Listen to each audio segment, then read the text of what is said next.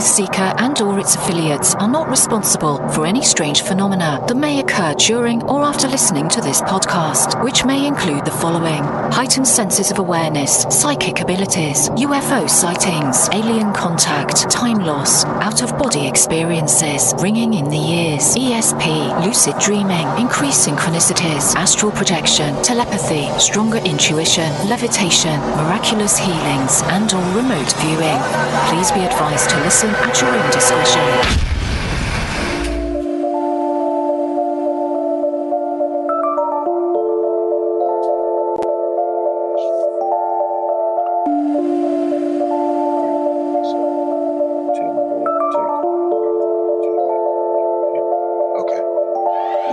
Won't you come and take me away? I just wanna be with you. Won't you come and take me away? To a place to walk on troubled seas, faith to stand when I don't believe. I just wanna be with you. Won't you come and take me away? I just wanna be with you. Won't you come? You are now locked into the TruthSeekah podcast. Gargoyles, psychics, everything's ungodly. Dark savage. Streaming live at TruthSeekah.com. She's not a Christian. Give it up, y'all. Your portal to the paranormal, esoteric, and all things spiritual. She's tampering in dark-sided stuff. And now, your host, TruthSeekah. Yo, what's up, ladies and gentlemen? This is the TruthSeekah podcast. I'm your host, TruthSeekah. Excited and delighted to be with you guys tonight with this impromptu episode. So looking forward to speaking with my guests this evening and getting into some spiritual conversation with you guys.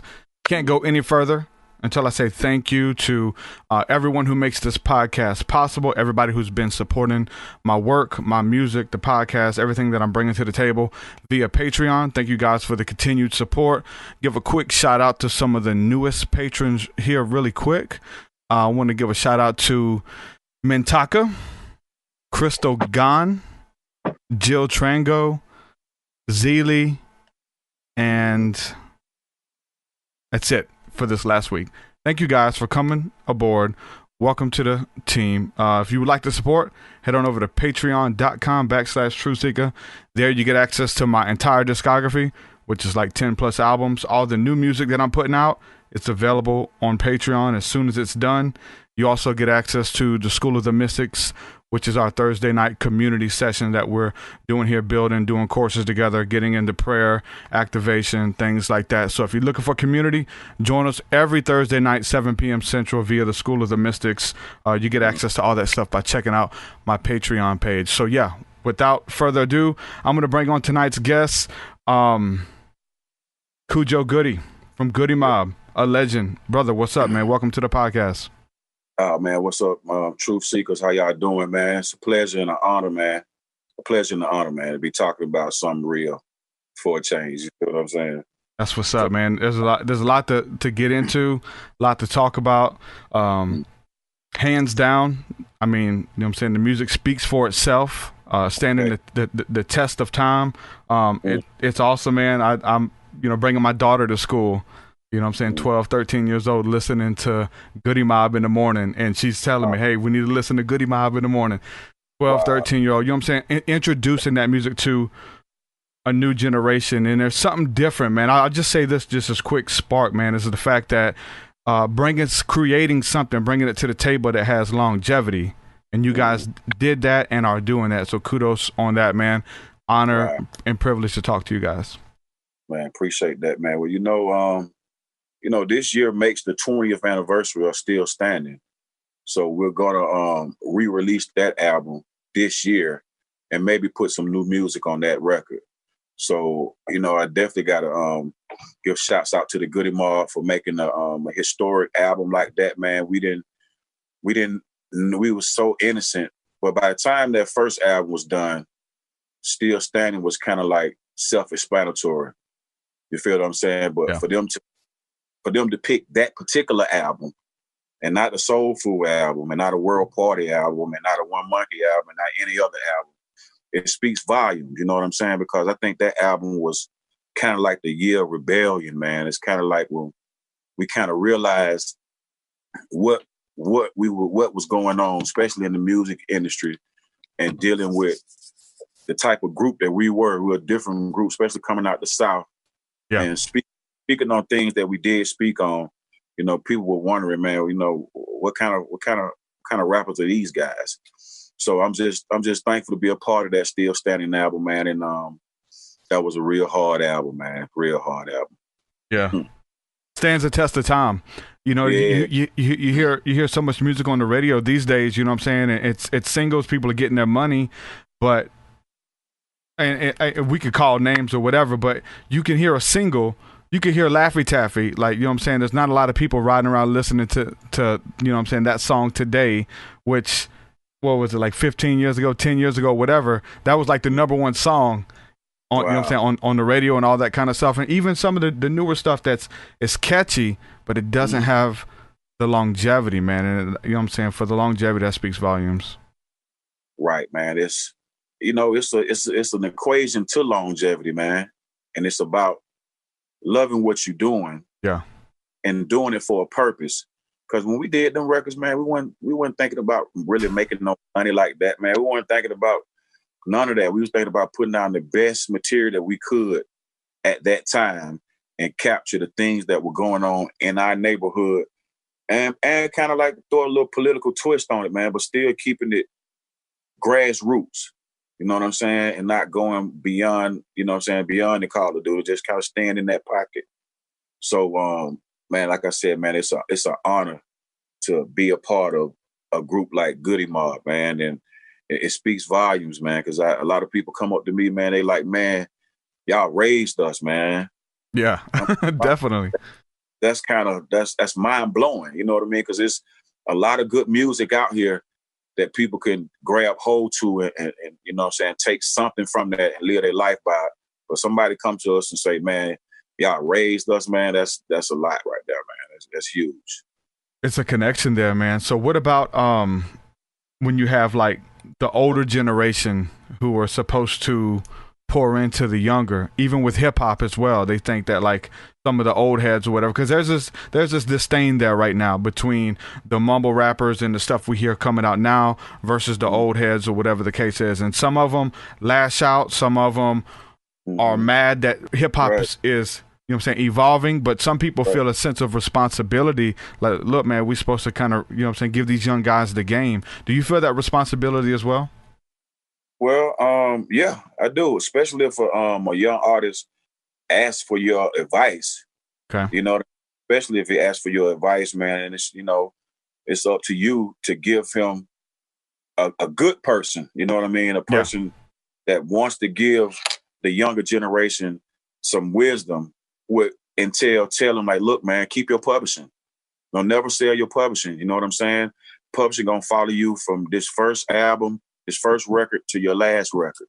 That's how you get paid off of your music in the industry. You know what I mean? And you got to have a publishing company, and you got to be a part of a BMI or ASCAP. You know what I mean? But like I said, it's a lot of, especially in the South, man, it's a lot of MCs that can rap down here. I mean, double time, triple time. I'm talking about different slang. I mean, just doing it, man. But the thing about it is, it's only in our genre of music, though. You don't hear nobody in country music. You don't hear Willie Nelson dissing one of the youngest country artists that's coming up.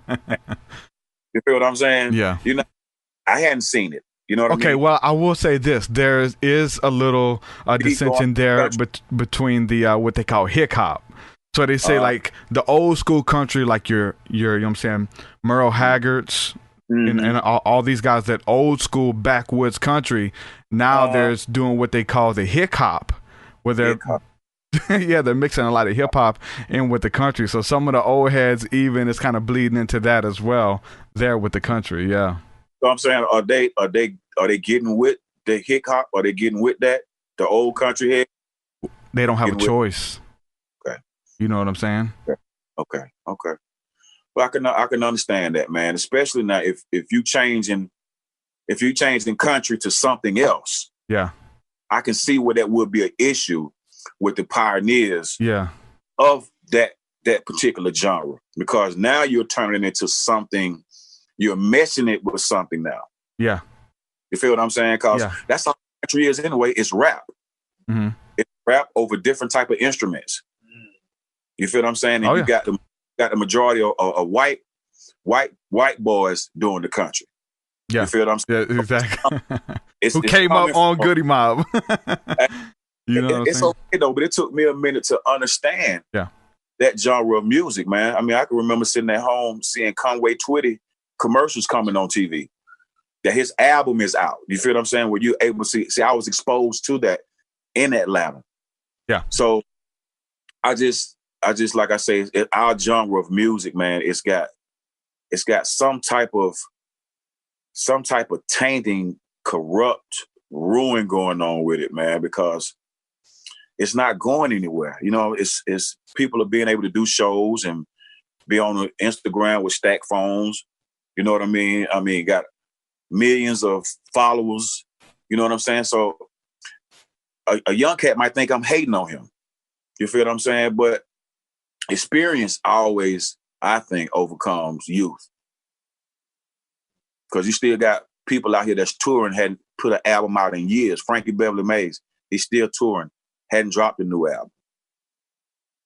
So, yeah, like I said, I think our genre of music, it needs to be remodeled, man. It needs a makeover.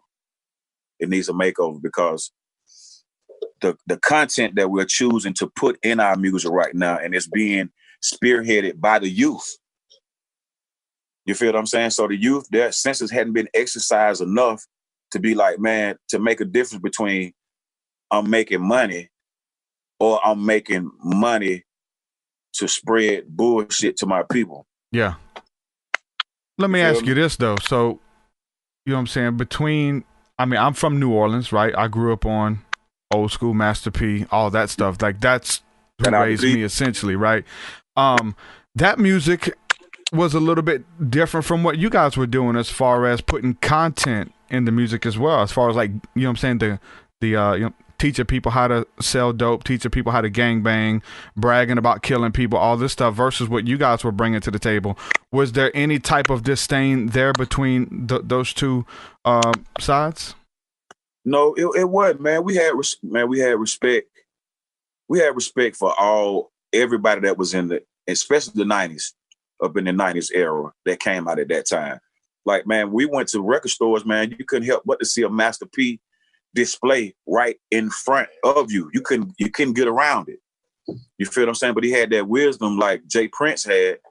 Yeah. Come up with a record label and sign some people in his neighborhood, and you know what I'm saying, and make history about it. But we grew up in a totally different place in Atlanta, Georgia. You feel what I'm saying? The Bible Belt of Atlanta. You know what I'm saying? You got James Brown from Georgia. You feel what I'm saying? You got Ray Charles born in Georgia. You got Otis Reddy born in Georgia. You feel what I'm saying? So it's that type of music was coming out of Georgia then. So it's about wanting something different, man. And we wanted to do something different at the time we made those records, man. We didn't want to sound like anybody else, and we wasn't gonna diss nobody because they didn't get with what we were saying. Yeah. We was able to do a whole album and tour, and people were actually liking what we were saying. Yeah. You know, so no, we didn't have any beef, man. Matter of fact, Mystical did the remix for Dirty South for us. Yeah. You feel what I'm saying? And man, every time we went to New Orleans, man, Mr. Servon was cool. Everybody was cool with us, man. Mia X was cool. Everybody was cool with us, man. I was just amazed that Master P could organize that type. And I see why he was like this, an army. For him to mobilize people in his neighborhood and at least give them a chance to make a mark in this hip hop culture. Definitely, brother. But you know, I don't agree with everything that he's in the music. I don't agree with. Definitely. Yeah. you gotta look at the environment that people are raised up in. You know what I'm saying? Some brothers don't have fathers. You feel what I'm saying? So they turn to the streets and be like, the streets raised me. They be happy about that. Oh, the streets raised me. You know what I mean? But the streets don't have compassion like a father would have compassion. The streets don't care nothing about you. You die, your blood is in the streets. They clean you up, then they leave it for the next man to come with the same fate. Yeah. That's why I wanted to have you on, man. I love music. I love Goodie Mob. I love all types of music, man. And I love to discuss music, but I wanted to really have you on to discuss spirituality, man, to discuss your spiritual path, where you are now. You've always dropped a little bit of gems here and there within the music, knowledge here, knowledge there. You even talk about tactfully doing that. Like, you just can't come out with a straight truth album. It'll flop, it'll do whatever, but you just got to kind of sprinkle it through there as you're broadcasting to the nations, man. Going back since the beginning, you've always dropped a little bit of jewels. Where does spirituality come into play for you in the early days to where versus where you are now, being you know what I'm saying, a lot more outspoken about your faith and what you believe in? Man, I can't even tell you, man. I can't even tell you where that. I can't even tell you where that. Well, let me take that back. Green bag right there. 99. Appreciate it. 99 is when I came into the truth, that knowing that we are the children of the book, that the book is talking about the children of Israel, the so-called Afro-American. I had that knowledge in 99. Where'd you get that from? Where did I get that from? Yeah. I got that from reading the Bible, and I got it from a teacher. So people don't realize you got to have a teacher to teach you some things, especially if a person, okay, bro, stay up, man. Especially if a person is older than you and got some age on you. And then both of you can go in and study together and look this word up together. And it ain't just he's teaching you, both of you guys are learning. You feel what I'm saying? Yeah, definitely. I got an elder, man. He's about 60-something years old. We sit and we read out the book. He's also learning too. That blows me away. But you got some people that's that age, they stop learning. They don't want to hear us. Like, you got people that still think that the world is round. But our fathers in that book says that our people were going to be scattered across the four corners of the earth. So a circle doesn't have corners. You feel what I'm saying? It's just the things that we've been taught in school, and that book is a history book. And it's plenty of books that was written before that, but this book tells you about everybody else around you. And I found that interesting that I was allowed to even understand it. You know what I'm saying? So it's a deep book. Yeah, I've seen what that does to people, man. I was a part of the Hebrew Israelites out of Philly, Brother Ricard Shiar from the Gathering of Christ Church. And so I was studying and learning under those guys in the Light and Body of Christ Church. And so we actually came to Atlanta on several occasions and, you know what I'm saying, preached and prophesied on the street corners back in 2008, I believe it was. You know what I'm saying? We were down there doing that. When it comes to a people group who has been oppressed, who's been told you're nothing, you'll never be nothing, God has rejected you. You were born to be slaves, all of this type of stuff. You've been told this your whole life. Then you get into the scriptures and you find out, hold on, man, these people have been lying to us. We're not slaves. We're not the scum of the earth. We are the people of the book. We are the beloved of the Father. He loves us. He's anointed us and ordained us. And that's why everything that we do, people emulate it all over the world, all over the globe. Trends, all types of things. I mean, then we look at the prophecies as far as the names being erased, the curses that came upon Israel, these type of things. When you read that, man, what you know what I'm saying, goes through your mind when that stuff starts to click? That I've been told this, but I found that I'm not the tail, I'm actually the head. How does that feel when you first come to that knowledge, man? Well, it lets me know that there is a creator, number one, and that the white man is not as smart as I thought he was. You feel what I'm saying? Because when you read that book in its entirety, you can't just go in the middle of the book and read it like the Christians do. That's how Christianity came along, because they cherry pick what Paul says. They don't go to the Messiah and see what the Messiah had to say. They go to Paul because Paul says you're not under law, you're under grace. But they take that and run with it, especially with Black Christians. They take that and run with it. And they tell the congregation that there is no law. So you mean to tell me it's okay to kill now? It's okay to steal now? It's okay to not honor your father and your mother? It's okay to covet now? That's what you're saying that you don't have to do anymore? Okay. But especially when you get up into Deuteronomy with the curses, Deuteronomy 28, what only race of people fit those curses? The only race of people fit those curses are the ones that came over here during the transatlantic slave trade. But what people don't understand is that our fathers had slaves, but our fathers had laws for the slaves. And a certain time, they let their slaves free. They didn't do us like that over here in America. Well, they did it with the Emancipation Proclamation, but we still afflicted over here in America. Just like the angel told Abraham, he said, in Genesis, he said, know of a surety that your seed will be afflicted in the land that's not theirs. This is not our land. We was brought from somewhere else over here to build up America, aka the daughter Babylon, to build that up over here. And we're supposed to be over here for a certain amount of time.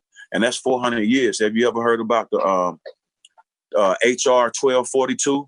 HR 1242, 45? You heard of that? Not by that name. I haven't, no. Well, actually what they're doing is they're commemorating the 400 years that the so-called African-American been over here in America. And that's coming up next year. So you get a chance, look that up, man.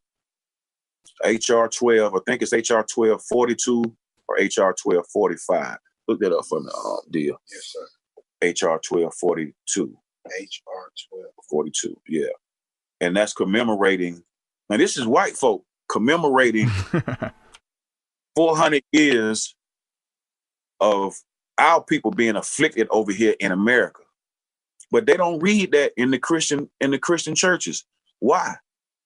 Well, they say, oh, that's that old God in the Old Testament. Yep, that's him, HR 1242.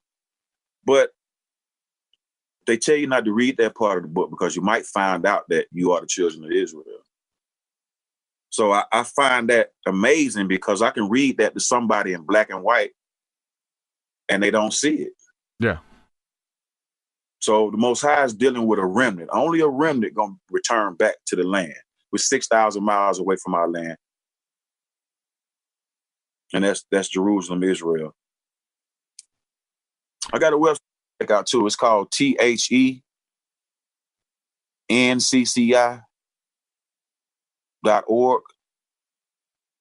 You get a chance, check that out, man. It's an advanced information group, man, and they do so much research, man. Like for instance, one of the brothers did researches on the Native American slave trade. Yeah. See, our people don't even know that, especially the Cherokee Indians. Cherokee Indians was one of the worst slavery that our people could be in. But you still got our people that don't know who they are. So they say, well, I'm an African. They say, well, I'm a Native American. Well, they say I'm this and they say I'm that. But these are the people that had your people in slavery. And it was a brutal slavery too. It got to the point where they was like, well, if a slave mates with an Indian, somebody got to die. Yeah. A Native American, somebody got to die. That's how they wanted to keep their bloodline pure. But like I said, that book is a history book, man, and we've been taught religion out of that book, and that's why a lot of our people shun away from it. It's like a lot of people who come out of the entertainment industry, hip hop artists. I mean, you know what I'm saying? It's kind of inundated with like drugs and alcohol. You know what I'm saying? A lot of people look to substance to cope. There's narcissism by itself can produce mental illness and like strong delusions that people are going through. You've been in it for a while. How have you been able to keep sane? Is it because you've always been a servant of the Most High? Have you always been looking into this stuff since '99? Is that kind of what's kept you through all this stuff? Yeah, but I'm still not immune. You know what I'm saying? To the things of the flesh. I'm not immune to it. All I could do is pray, and that's the Most High to help me with these things. You feel what I'm saying? Mm-hmm. But it's an instruction book, man. And if it's meant for you, you will take heed to it. You feel what I'm saying? If somebody read a book and it ain't got nothing to do with them, they'll be less interested in that book. Like Shakespeare, man. Boy, stop. Shakespeare for real? No, yeah. I'm not.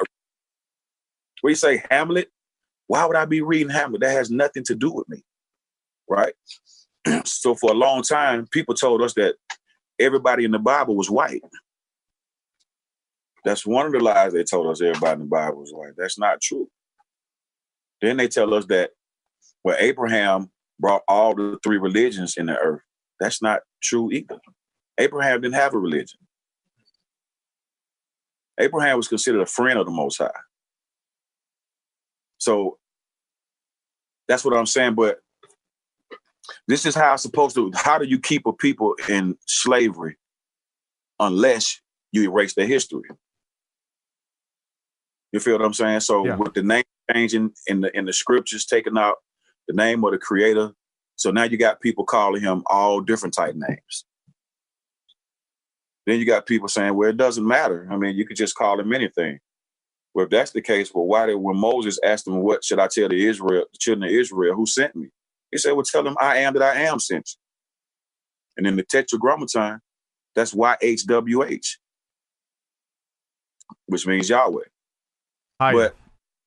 But the Messiah, he's going to have to come and straighten all that out. He's going to have to come and straighten that out, say, this is the Father's name right here.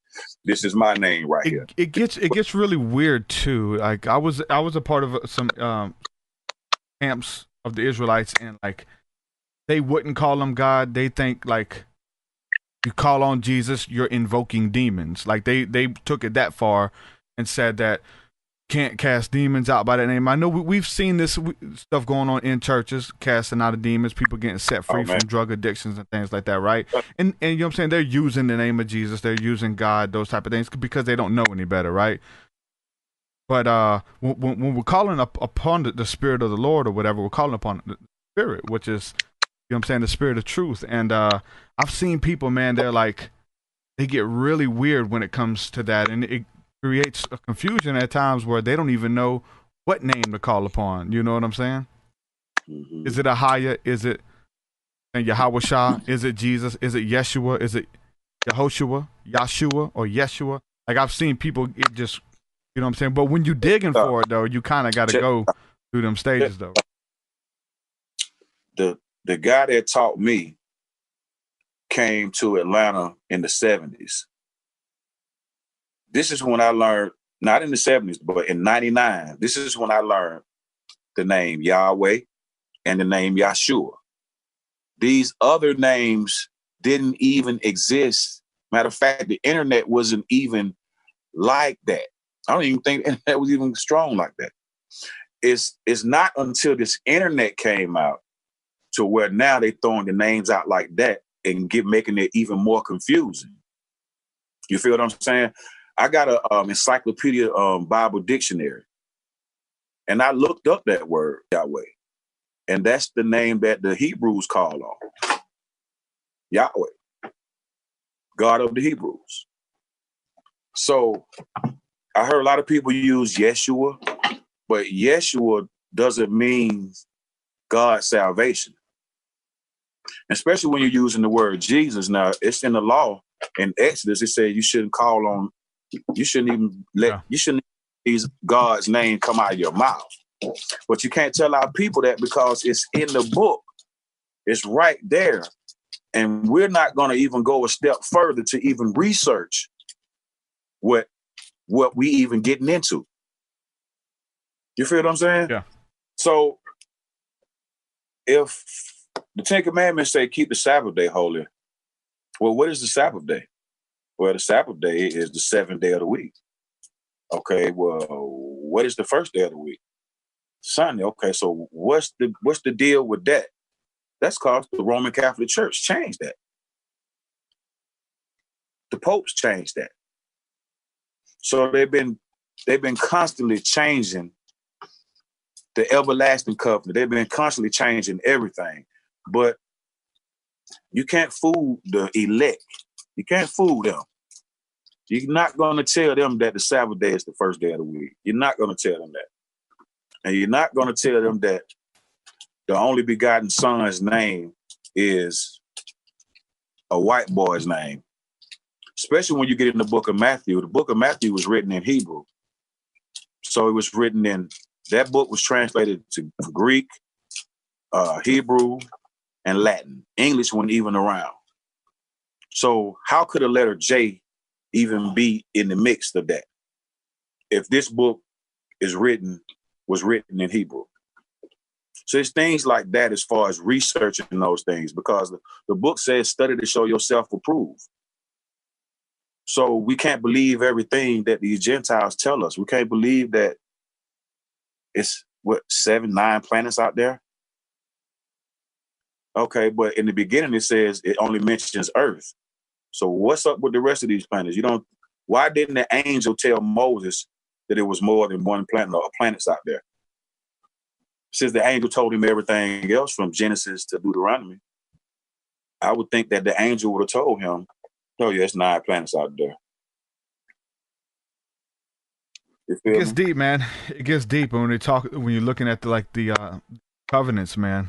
Like the other nations understood even more than they did. It seemed like they tried to change the holy days. They tried to say, look, let me give you, for example, let me give you your paycheck on Friday so that you will be buying and selling and trading on the Sabbath. You'll be going out there. I know there's stories as well where like the other nations would send traders and stuff to the other nations, to Israel, to try to get them to come outside and say, hey, we got all this stuff. Come out here, buy and sell a trade with us, because they knew that if they sinned against the Most High and broke the covenant, that the Most High would take his hand off of them, and then they could overthrow them, which essentially in the end kind of happened. And I guess kind of got us to where we are today, right? Yeah. According to prophecy, we're supposed to be over here in America for a certain amount of time. We're supposed to be over here. Some of our people going to be worshiping gods of wood and stone. That's come true. That's prophecy. That's true already. Hey, that's Islam and Christianity. So what? Would you say that's Islam and Christianity? Well, those are... The stone being Mecca and the wood being the symbol of the cross? Those are the two biggest denominations in the world. You got Catholics with over 1 billion. Then you got Muslims with about 1 billion. So those are the two big strongholds that's in the earth right now. And they're supposed to be in the earth for a certain amount of time. Just like all empires must fall at one point in time. And it's time for America. Look at America. Look at what she's doing now. You got Obama. He came in here, the last president. Then you had same-sex marriages that went into effect. You had transgender. He did all that right at the last hour that he was in office, man. Like he had everybody following him. Everybody was cool, but then before he left, man, he passed all types of stuff, right? Right. And I a lot of people, he's the one that's messing with Trump. Who else got the money to do that? Trump trying to save America. He's trying to say he's a white boy. Okay? He's for his country. Just like if you go in the Middle East and you go in Turkey, they're going to be for their people first. Yeah. So anybody else that's in that land, it's about their people first. And that's what's going on right now in America with the presidency right now. They hadn't given that guy a chance since he won the presidency. Even though jobs are coming back, even though he got the trade going, even though it looks like he stopped Korea for doing what they're doing, I mean, all this type of stuff he's doing for his country. Now, if I was a president of America, what people you think I would help first? I would help the people that need help the most. The people that's getting shot down in the street for nothing. People that's getting the police called on them for nothing. But that's a part of that 400-year affliction that the angel told Abraham in Genesis about you will be afflicted in this land for 400 years. And after that, I'm going to judge them people that afflicted you. So America she got her cake coming. Yeah. Yeah. There's a scripture, man, that a lot of, I mean, there's different levels to this, you know what I'm saying, Israelite thing and to this Bible prophecy thing. Just like there's different levels to the Christianity and the Catholics and the, you know what I'm saying, evangelicals and the Baptists and all this kind of stuff. Different levels to it. When you're talking about these curses, you're talking about, the scripture says, as you have led into captivity, so shall you be led into captivity. There's Israelite groups who some deem hate groups. They're out there preaching. You know, they can't wait to get them this. They can't wait to grab the white man, put a chain around his neck and walk him around like a dog. Like all of it gets kind of crazy, right? And they're like obsessed with it even, you know what I'm saying? And then there's other groups, there's videos that's kind of going viral on Facebook now. I've seen this years ago, but where they put they try to get white people to go down and kiss their sneakers. Have you seen that footage? Man, what do you think about it?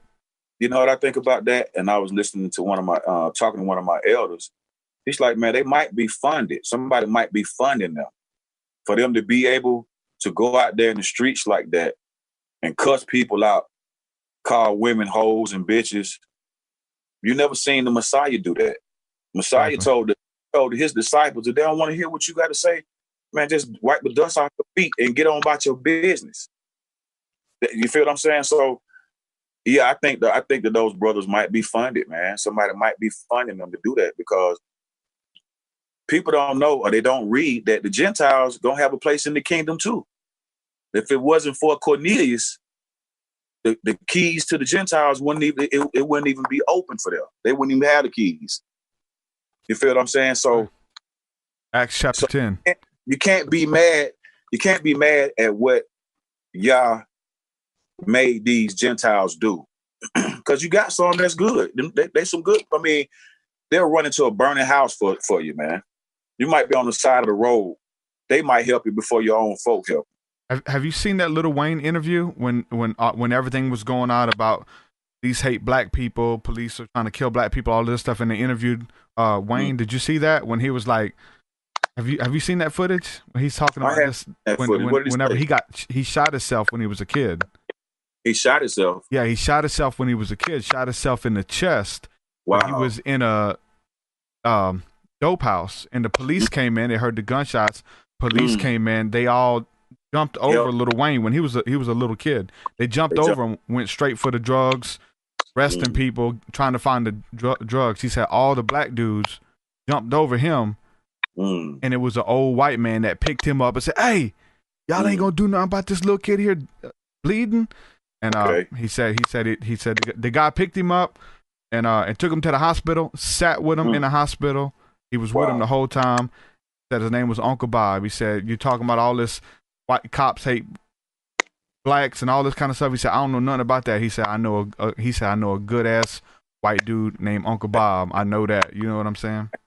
Ain't nothing wrong with that, man. I mean, the Gentiles got the law in their hearts, man. I mean, they know right from wrong. You feel what I'm saying? They know that that's the right thing to do. Here's a boy on the floor bleeding. They know that, man. Let's get this guy. Let's try to at least get him help. That's why I see why the doors have been open to them. You feel what I'm saying? Because they're helping his people. They say he that blesses Israel, they'll be blessed, right? That white boy might have a place in the kingdom, man. So some of these Israelite camps, you can't sit here and do that because the Most High said these guys are going to be here, and you can't sit here and say they're not going to be there. It gets deep, man. Let me ask you this. So when it comes to talking about the scriptures, talking about the Bible being a history book, reading like who is the people of the book type of thinking. Then we got into that when I was first, you know what I'm saying, privy to that knowledge and understanding who I am according to the scripture, learning how to study the scriptures, learning how to break them down. It changed everything for me, right? We was on this knowledge kick like crazy.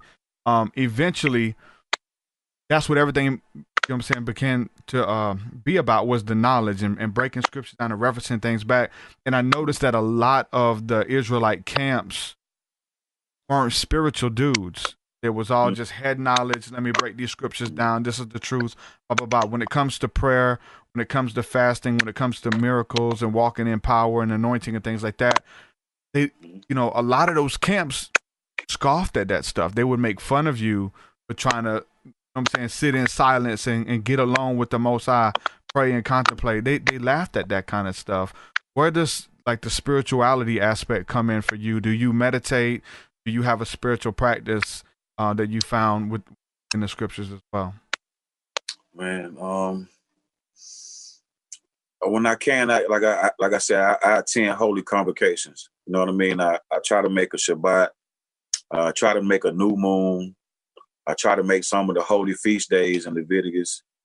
You know what I'm saying? Because during those times, the Spirit of the Most High is being poured out unto His people. You feel what I'm saying? Those are the perfect time to, if you want to get some type of understanding, those would be the times that you would, you know what I'm saying? I mean, I know a lot of people have a lot of horror stories about camps, and every camp is not perfect. You come to my camp, you might find something you don't like. You know what I'm saying? I might go to another camp and might not find something that I don't like. You feel what I'm saying? But the thing about it is, do you believe that Yahshua is the only begotten Son of the Most High? And do you believe see, people don't realize that the Messiah has commandments too. He has commandments. If you go up in Matthew 5-7, those are his commandments. He says, I know Moses said about adultery, but I say, he's magnifying the law and making it honorable. But I say, if you look on a woman to do that, you committed it in your heart. So I get all that understanding from reading. I mean, I'm not a reading buff. Well, I got to get up and read. I'm not like, you know what I'm saying? I don't even want to get nobody that perception that, oh, that's all he do, man, and read him out. He's this holy guy. No, you know what I'm saying? I'm still a piece of work. I'm still a filthy rag too. You know what I'm saying? It's not one righteous. No, not one. You feel what I'm saying? So the best thing I could do is pray for forgiveness in the name of Yahshua the Mashiach, and hopefully that sin would be forgiven, and I can get a chance to live the next day and learn more about what. Let me stop you there. You said hope that it's forgiven. You think there's a difference there between hoping that your sins are forgiven versus knowing that your sins are forgiven? No, you're right. Knowing. I put it that way. Knowing. Because it says if you turn from your wicked ways and pray toward the city of Jerusalem with your hands wide, then the Most High will forgive you. So yeah, if you're living today, yeah, you got a chance to do it. You feel what I'm saying? So yeah, I appreciate that correction, bro. Thank you. Yeah, no problem, bro. Yeah, that's different, man, because I think if you know something, like, you know what I'm saying, we're talking about knowledge, we're talking about understanding, like, we're talking about faith, we're talking about belief. People could talk you out of your faith. People could talk you out of your belief. But you can't talk me out of something I know. You know what I'm saying? Nobody can take these experiences, this encounter, this love that I have, this immense peace and joy that comes from the Father. Nobody can take that from me. You can talk me out of my faith, all types of camps and knowledge and mysteries and stuff like that. It gets hard. But when you know the Father for yourself, that's a blessing. Can't nobody take that from you, man. That's such a blessing, right? That's right, man. Just to know that you got something better than sitting here in America. It's something that's going to be waiting for you. That old saying is something greater later. Yeah, I see what that's talking about. You want that. You want to be a part of that in that number when the Mashiach comes and set up his kingdom on the earth. Not what people saying we're going off to Never Land. No, the Messiah is coming down here to reign on the earth. for 1,000 years. And if you go into heaven, you're gonna miss that. You're gonna miss that. Yahshua said, "No man has ascended into heaven except he that came from heaven." Right? Yeah. So when Yohanan in Revelation seen the vision in heaven, he said he seen the 24 elders. Why he didn't say I seen my grandmama up there? Or you feel what I'm saying? Yeah, so where all these people that died? Why he didn't see those people? So, man, it's about praying for understanding, man. And like Deuteronomy says, man, this is your wisdom and your understanding in the sight of the nation. Yep. So if you don't have this law, it's the 10 Commandments and some of the dietary laws in Leviticus. If you don't have those laws in you, what nation is going to look at you and say that you're great? We're not. You don't see our people. What black person you see at the UN talking for us?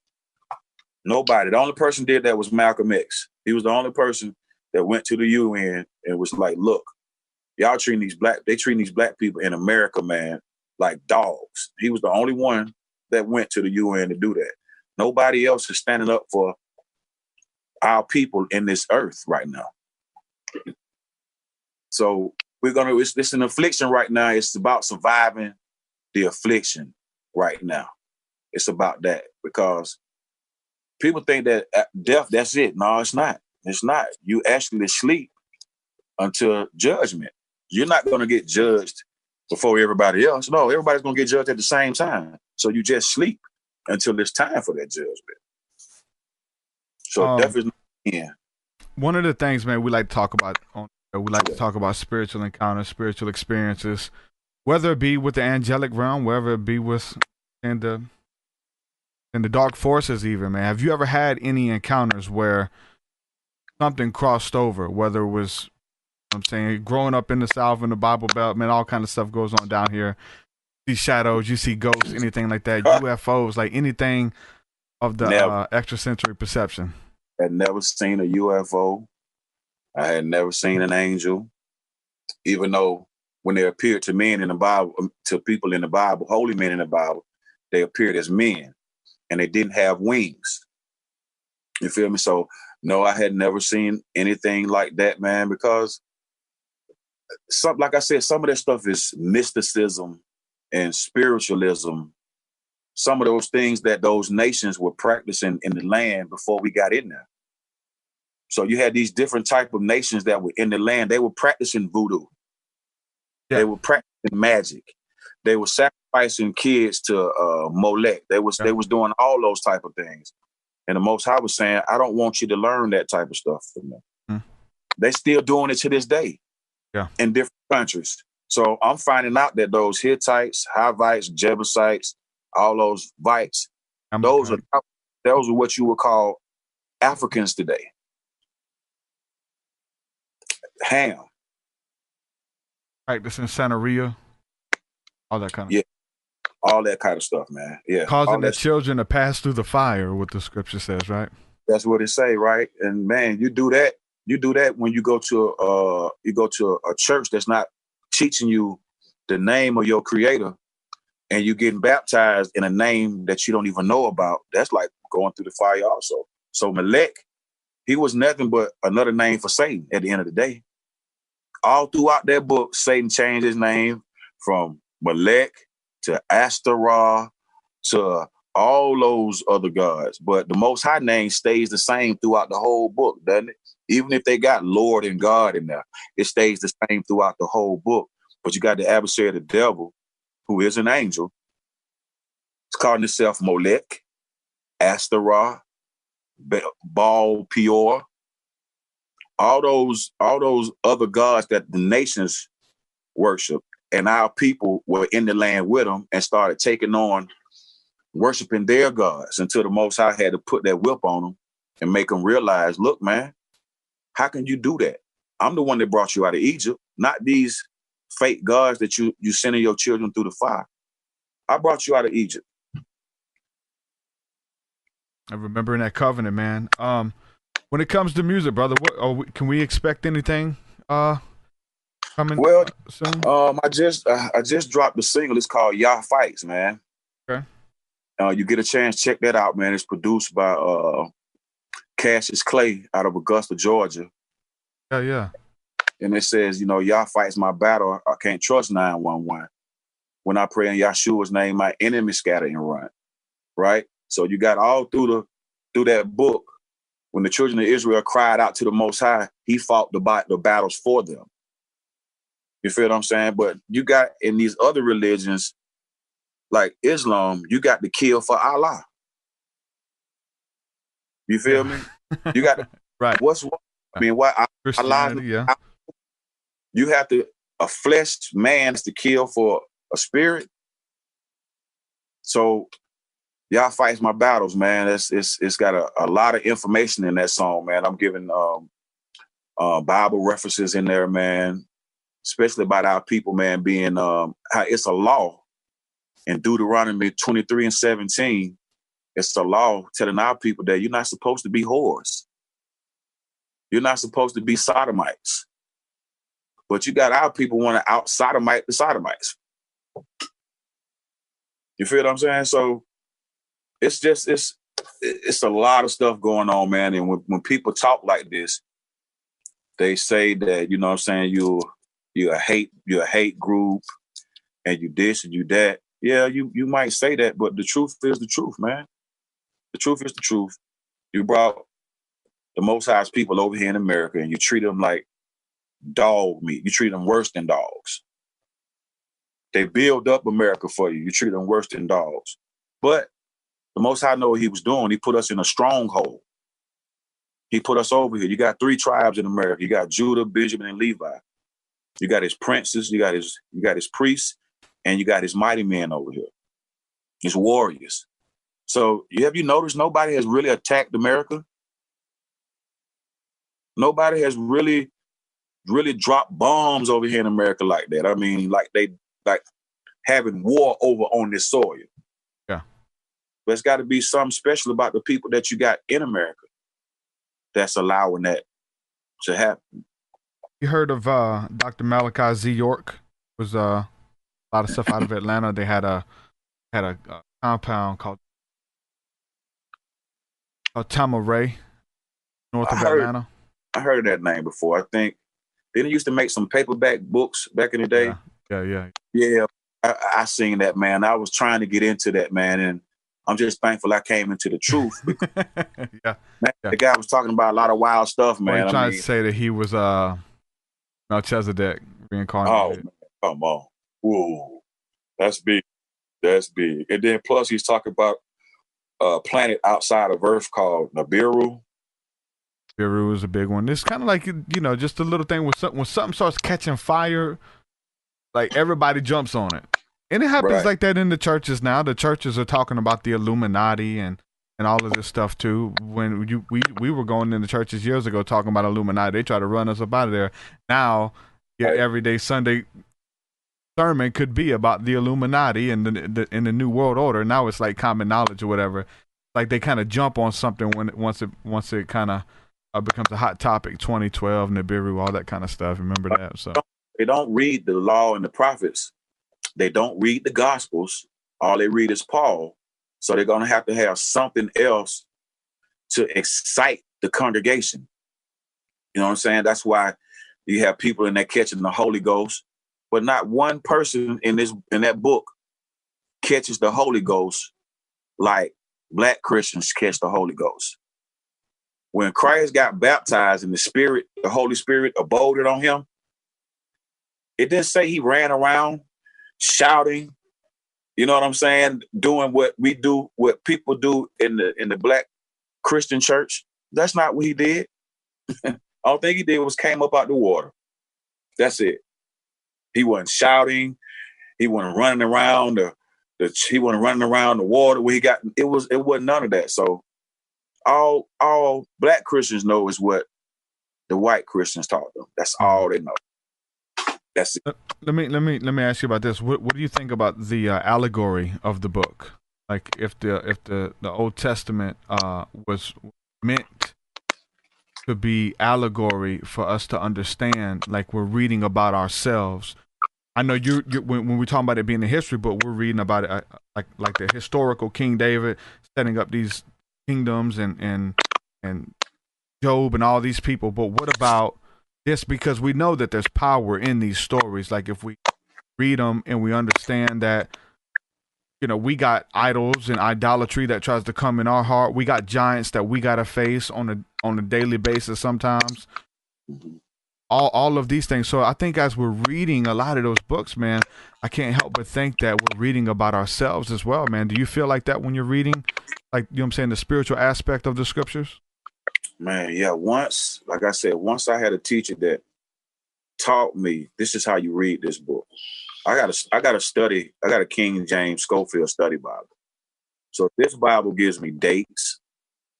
It gives me references. It gives me precepts where this is mentioned in this particular book. For instance, like Isaiah, when we talk about allegory, Isaiah, that whole book is kind of couched in agricultural terms. You feel what I'm saying? You got the vineyard, you got the branch, you got all those things that relates to agricultural terms. And plus that book was found intact in the Dead Sea Scrolls. So I'm like, this book tells you about the Messiah. This book tells you about the kingdom that's coming. That book tells about how the empires came upon our people and why they came upon our people. That book says a lot. It's an apocalyptic book. So, and the thing, like I said, man, I love that book, man. It's a big book. I think it got 66 chapters in it. But Isaiah, man, he one of those big prophets, man, that lets you know, man, what's going on. And it mentions the destruction of America in there. Especially, I think it's Isaiah 13 and 14. It's so, deep, man. Yeah, man, it's deep. And those people, our fathers wrote that book.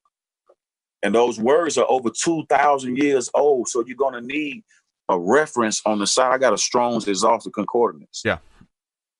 And I look up those words because the translator put words in there because that's what they did.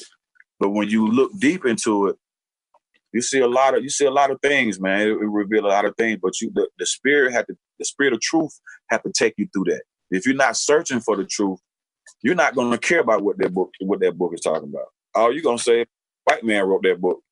Yep. And all you're going to say is, keep everybody in check. He actually rebelled against the government. You know what I'm saying? Hey, they say that the government put the book together. That book does it calls it slavery. But if that's why do they make the president swear on that book then? If this is just such a haphazard book, why do they make the presidents put their hand on that book? And you go in court, even though they're gonna lie their ass off, but why do they make you swear on this particular book? Why isn't it a Quran? Why isn't it the Talmud? Why isn't it some? I mean, that's one thing about all the other religions and stuff that kind of gives some validation to Christ or to the scriptures is the fact that all these other religions are trying to claim Jesus. Like he's mentioned of in the Quran. If you go to India, they got shrines built to Jesus and his mother, and they say he traveled there and studied.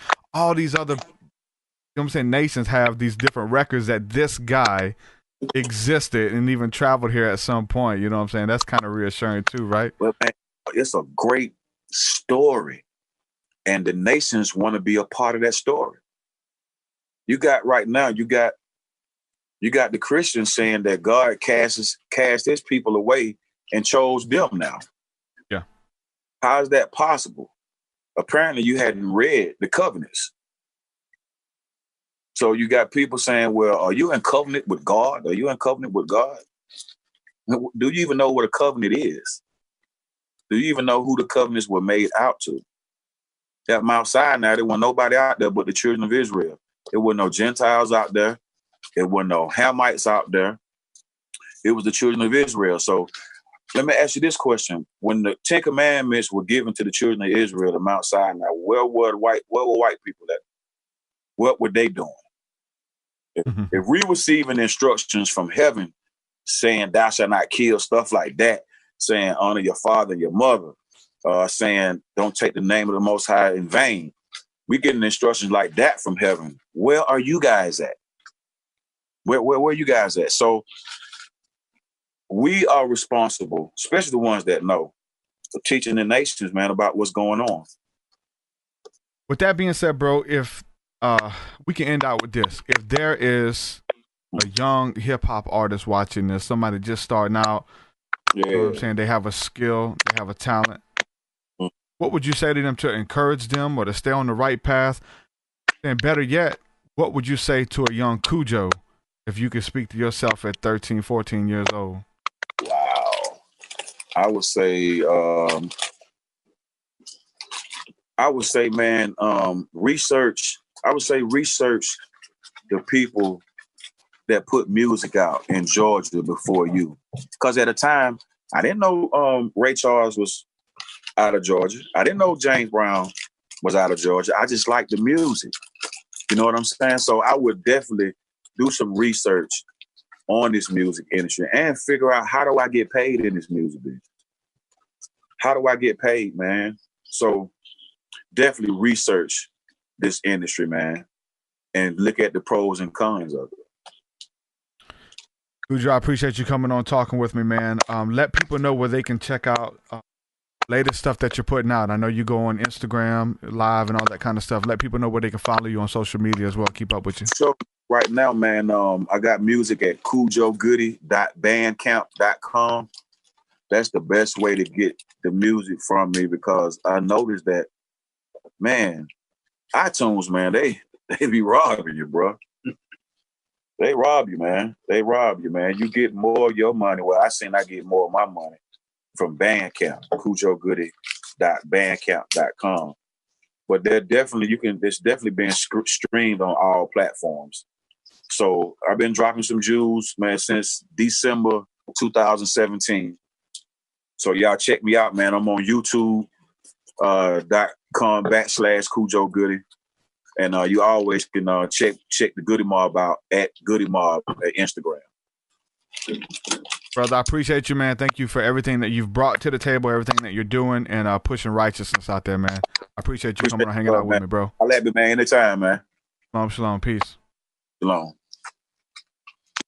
Khujo Goodie of the legendary Goodie Mob, ladies and gentlemen. My daughter was a 11, 12-year-old white kid going to school every morning, listening to They Don't Dance No More.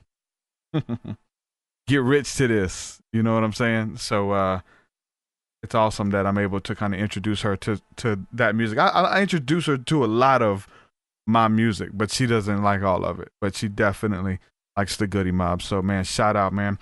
Introducing this stuff that has music that has longevity to it, right? Music that has substance to it. I mentioned listening to Laffy Taffy. I mean, how many of us were snap dancing, lean with it, rock with it? How many people was listening to that music? I don't know how long ago, 10 years ago, 15 years ago, 12 years ago? I don't know. That stuff was so popular. They came, made a lot of money, they got their money and left. But there's no longevity to it. Like, you're not gonna find anybody riding down the street today listening to Lean With It, Rock With It, Take the Laffy Taffy, that kind of stuff.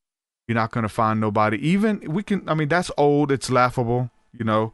But I'm really reading the comments. Grim says he still listens to it. You never played it in Discord, sir.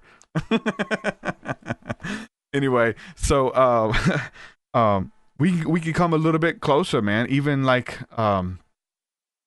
stuff that look at Panda by Designer, huge song.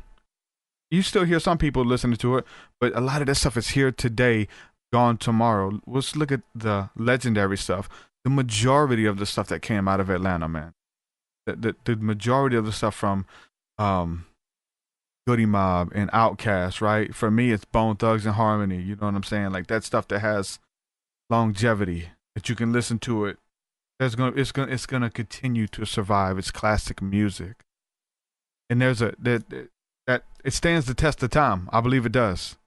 Beautiful stuff. He's talking about I tried to get him to talk about UFOs and chariots. I didn't want to break it down. Everybody was asking about the popping sound and noise and stuff. I think that my mic was feeding back through his phone, popping when I would talk. So hopefully that wasn't too bad for you guys. Talking about UFOs and chariots. I was gonna break it down for him and let him know about the chariots in the Bible. And there's a lot of. I didn't know where he was. There's a lot of Israelite groups. The majority of them actually believe that the chariots in the Old Testament were what we call UFOs, or what they like to call IFOs, identified flying objects. That those were the cloud by day and the fire by night that led the Israelites, the children of Israel, through the wilderness. A lot of people believe that, and the word for Merkaba or Merkaba is the word chariot. It's a Hebrew word, Merkaba, and it means vehicle. Simply what it means. Doesn't mean a horse-drawn chariot. A lot of instances in the Bible with these chariots flying and carrying in the mountains and things like that. So didn't know if he knew anything about that. I just wanted to mention it to him. Said he didn't have any spiritual encounters, no demonic, no angelic, no UFOs. I like to pick people's brains about this stuff, man, just to see what it was that kind of got them there, into their faith or into what they believe in, and just kind of roll ideas off of one another type deal. Talking about the law, man, being really drawn to the law of the Lord, right? The law, the 10 Commandments and laws of Moses. And then talking about, he said Christ gave some extra commandments, some new commandments, but then the scriptures go far to say, I don't give to you anything new. I'm just summarizing the old. And Jesus really broke down that those laws in the Old Testament, it was all hung upon love. Loving the Lord your God with all your heart, your mind, strength, your understanding, whatever you can do to bring forth love. All of that stuff. If you love God, you'll honor him. If you love your wife, you're not going to covet another man's wife. If you love your body, here is the dietary laws. Put this in your body. If you love yourself, if you're trying to, you know what I'm saying, take care of your temple, eat this, don't eat that, for good reason. Not because God is mean or Yahweh is mean or he just wants you to be different. He wants you to be holy, which means set apart and different. But that's not why. It's because he understands that there's a reasoning behind it. Operating in love, loving your body. You know what I'm saying? Loving, and then it says, love the Lord your God and love your neighbor as yourself. And it says these two, if you do these two, you've kept the whole law. All these scriptures, all those laws that are so strenuous, and we got to learn them and we got to get to the bottom of it. We don't know nothing about that stuff. All that's brand new to us.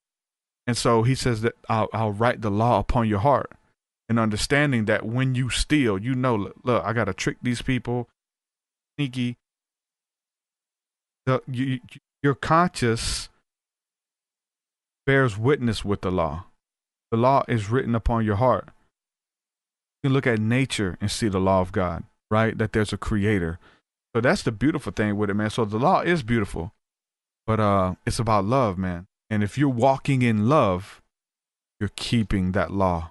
That's deep, too deep for some people who are like, no, because you could say what you're doing that other people aren't doing.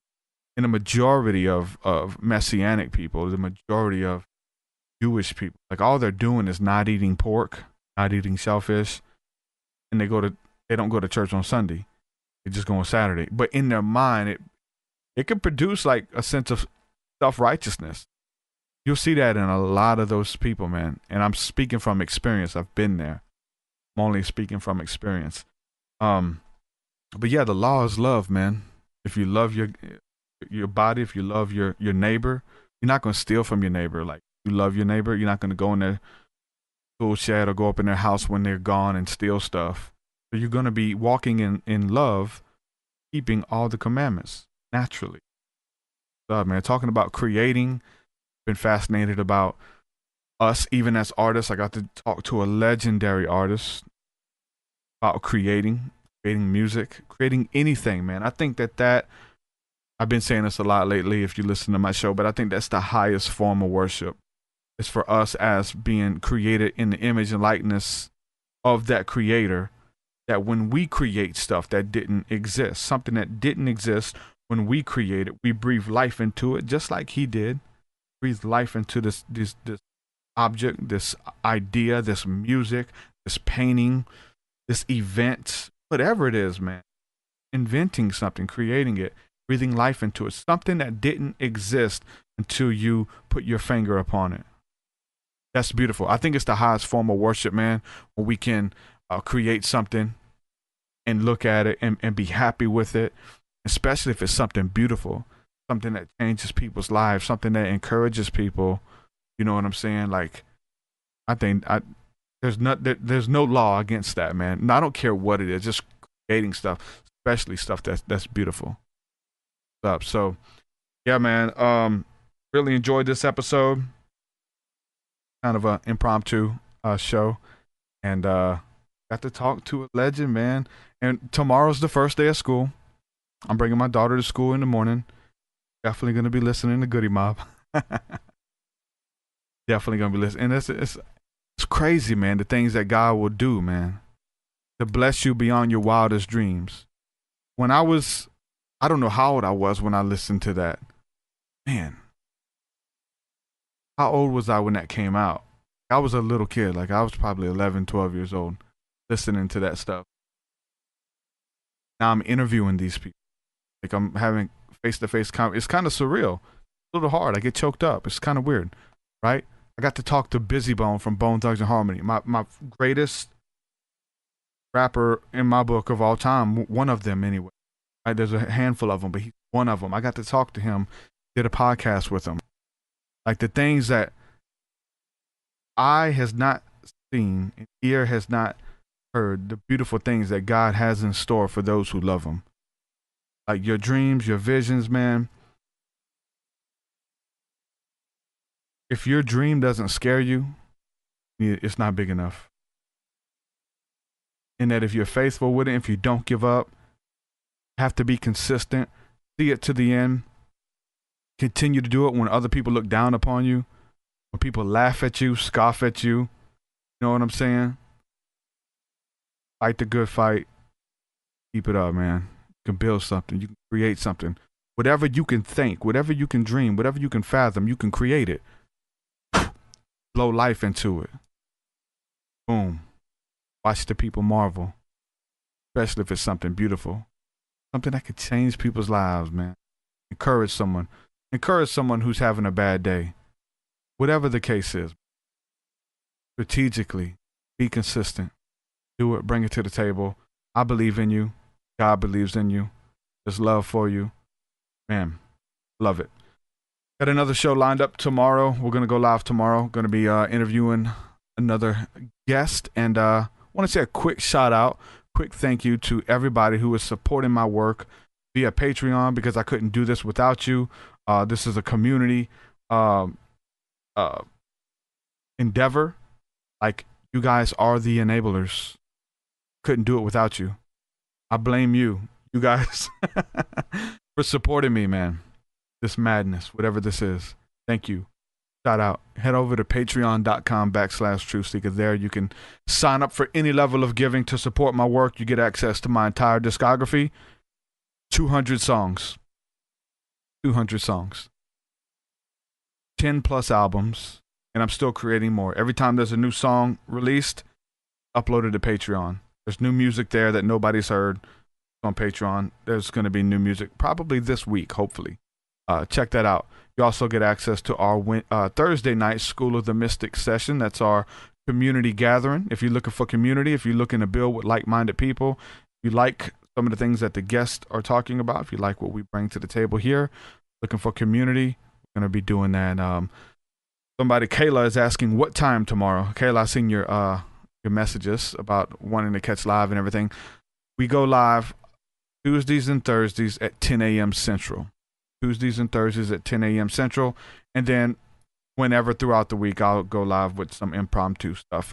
You can also join us afterwards if you're looking for community as well. We hang out in our Discord. That link is in the description as well.